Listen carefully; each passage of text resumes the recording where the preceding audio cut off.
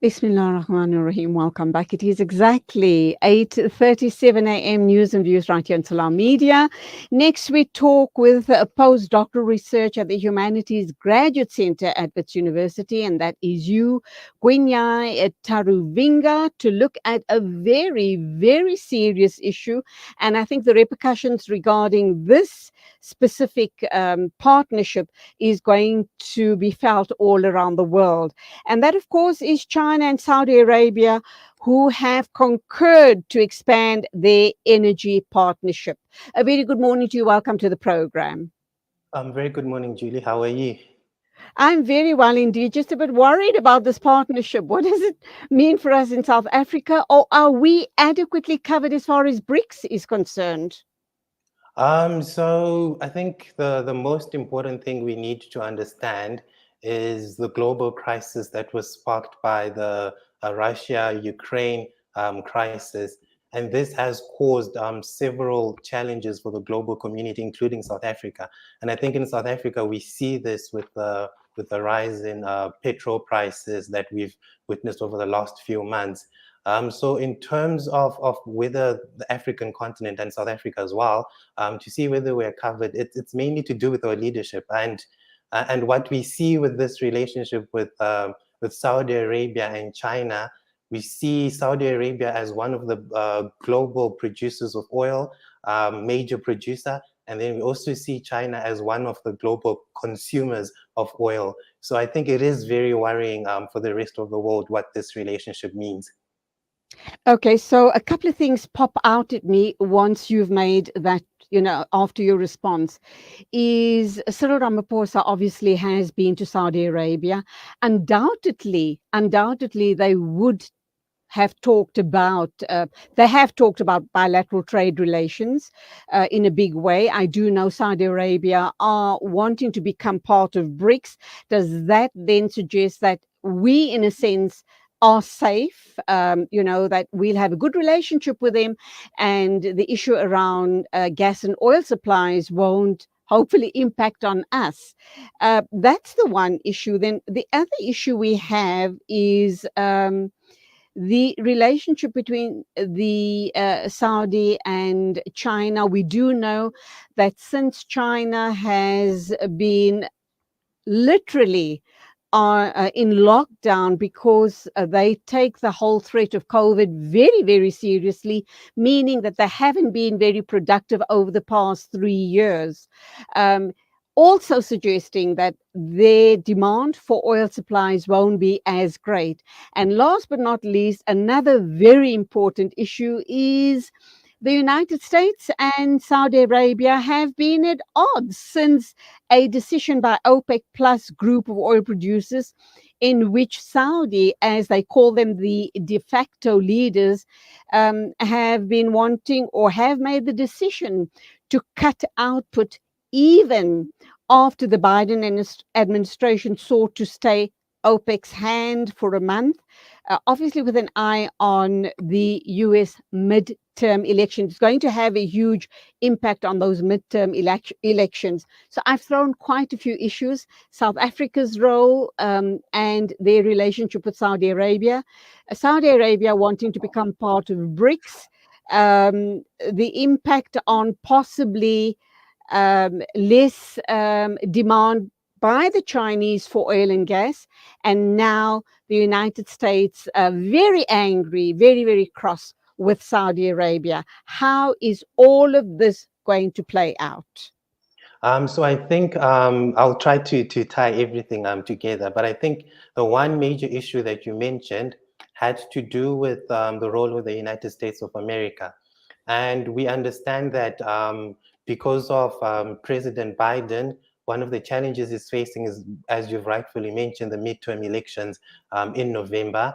And he seems to be under extreme pressure in his country, especially since that many view that he is incapacitated to be president of the United States of America.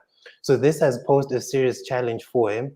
And in terms of OPEC, we know that OPEC is one of the greatest producers of oil for the global community.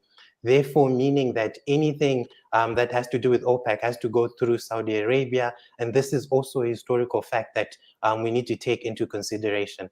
When it comes to South Africa, we also need to also look at it again within the global context and how South Africa fits into that particular question. And South Africa fits into that particular scenario and question as well, in the sense that it is part of BRICS, and China is a major member of BRICS in terms of trade and in terms of global relations.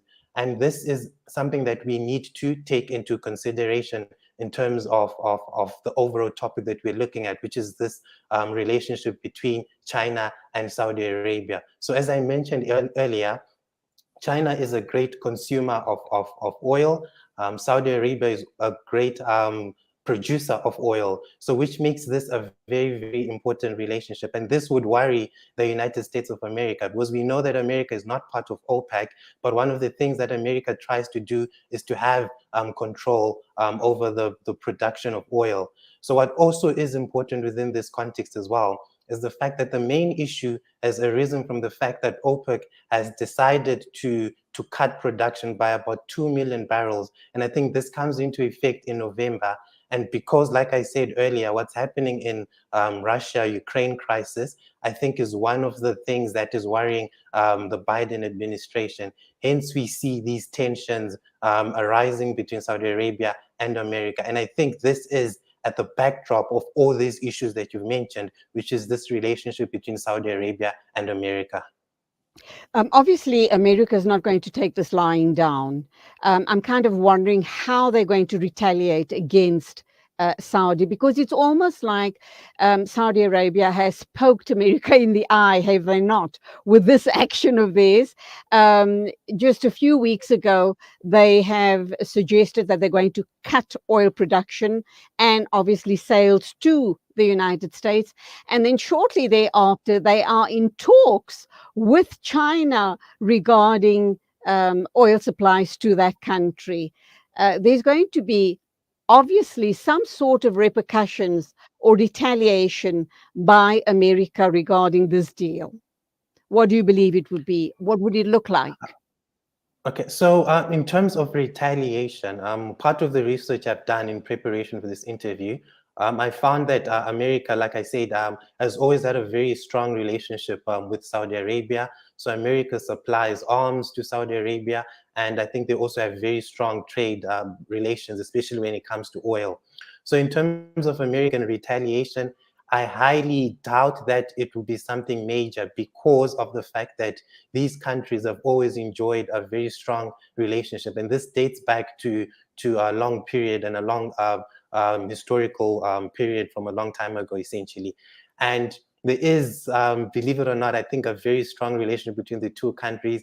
And I highly doubt that anything will come out of this, because of the fact that the United States of America and Saudi Arabia have always enjoyed a very strong relationship. If you remember, under President Trump's administration, one of the things President Trump always used to emphasize was the fact that America needs to solidify its relationship with Saudi Arabia, with the view of making sure that Saudi Arabia does not have close ties with China, which is essentially what we're seeing now under President Biden. And this is not to say President Trump was right, but the point I'm trying to hit home here is the fact that Saudi Arabia and the United States of America have a very strong relationship. And I think that the Biden administration will work hard to maintain this relationship, especially looking at the supply of oil, which is very essential to the economy of the United States of America. And of course, the Saudi Arabia is very dependent on the United States for their armaments or the weaponry, which they need all of the time because of their war with Yemen, and for their protection, because the geopolitics in the Middle East is really very, very volatile. And as we speak, I'm kind of thinking that America will not stop supplying arms to Saudi Arabia, because that's big business, huge business in the United States. That's a huge industry in the United States. It keeps a lot of Americans in jobs. So I'm kind of wondering what happens now. And I'm also wondering if Trump had been in power, what would the scenario have looked like? So I think under President Trump, one of the things that we saw, like I said, he was focused on maintaining this relationship because under President Trump, remember, one of his concerns was this role of China and China becoming a stronger element within the global system. And fortunately or unfortunately, we are seeing that China has really flexed its muscle. If you're aware, over the last days, there was what they called the Congress in China, and we saw President Xi Jinping emphasizing the role of China in the global community. And this again would be something to concern the Americans. But it goes back again to that point you raised to say that, look, there's always been a very strong relation between Saudi Arabia and America, especially with supplying arms. And as we know through history, as students of history, we know how America works with what they call the military-industrial complex. And this is essential to America's foreign policy. We know that America always talks about having a stable Middle East, and they view Saudi Arabia as one of the few vehicles they could use to bring stability to the Middle East. So this again goes back to the points that I've continuously tried to reiterate, to say that I feel that from what I've researched, to say that Saudi Arabia continues to have a very strong relationship with America, and I don't see this changing. There could be strains here and there, but I feel that this relationship is very strong, especially when looking at it from the supply of arms, as well as just the relationship that America looks at Saudi Arabia within the global context of the Middle East. My final question, let's just hone in on this issue.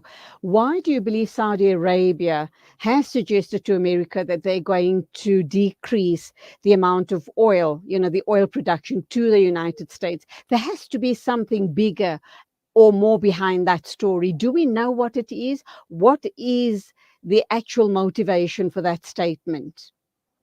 So I'm thinking the statement for me goes back again to the geopolitics, and this goes back to United States of America pitting itself against China, because behind the scenes we can see that China has made great strides within the global community. And there are two things. I mean, the one thing rather that sticks out here is the role of OPEC, and as well as supply of oil, and secondly, the impacts of Ukraine-Russia conflict. And I think this is at the heart of the issue, in my opinion, because a lot of the global system has been disrupted by this conflict between Russia and Ukraine. And I think the United States is aware of this, and I think they've been affected. But we can see a lot of, I'd like to think of it as chess, that China is playing, having an agreement with Saudi Arabia, because this basically, shows to the United States that Saudi Arabia can actually have other relationships with other countries. And I think this undermines America to a certain extent. And also this piles up more pressure on President Biden, who I think is having a difficult time at the moment, especially with the midterms coming. So there's a lot going on in terms of not only the geopolitics, but also within the United States itself, especially looking at the midterm elections in November, as you rightfully mentioned. Gwinyai, that's where we will leave it. Obviously, lots happening behind the scenes. I guess it is a developing story, and I have no doubt that we will talk about this issue maybe sometime in the future. But thank you indeed for your time. Loved talking with you. Of course, that was Gwinyai Taruvinga, Postdoctoral Research at the Humanities Graduate Centre at Wits University, regarding China and Saudi Arabia having agreed to expand their energy partnership. The time is 8:51 a.m. Standing by to talk with us is Aisha Hassan. We'll be joining her in a minute or two to talk about the Diamond in the Dusk initiative.